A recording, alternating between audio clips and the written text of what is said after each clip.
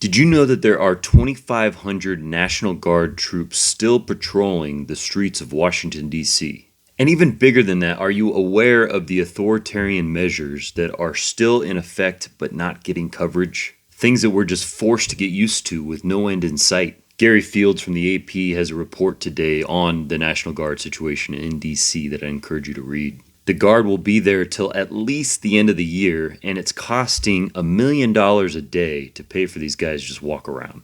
And now people in D.C. are just getting used to soldiers at metro stations and monuments, and even just walking down residential neighborhoods and shopping districts. D.C. has the continued feeling of military occupation.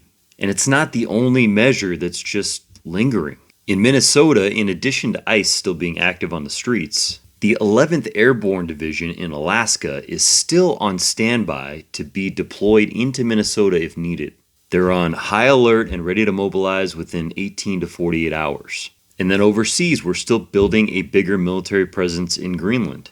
I don't know if I'm pronouncing this right, but Patuxent Air Force Base is getting massive airfield upgrades, and Europe is spooked, obviously. Trump wants to control those trade routes, and he's not leaving anytime soon.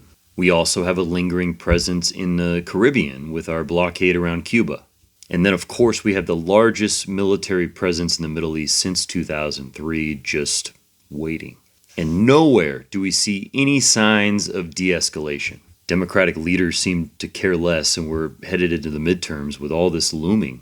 And Trump and his people are telling us straight up that there's going to be ICE at polling locations. Now, on a positive note, which I know there's not many of these days, I am cautiously hopeful because it does seem like the overwhelming political pressure that's needed to defeat this is building and maybe here. I just don't know if it's too late. Either way, we've got a long road ahead, and we can't live life in constant fight or flight. Trump just had us closer to nuclear war than even the Cuban Missile Crisis, and we're just expected to live with that and move on. And so in times like these, you've got to find your capacity and your strengths, where you can be helpful and where you wouldn't be helpful. Yeah, you'll need to push yourself because we do need more right now, but get your rest. Focus on your family. Try to live life in the meantime. If the Ukrainians and Palestinians can do it, so can we. We're probably in for a crazy summer, so it's time for everybody to do some mental health maintenance.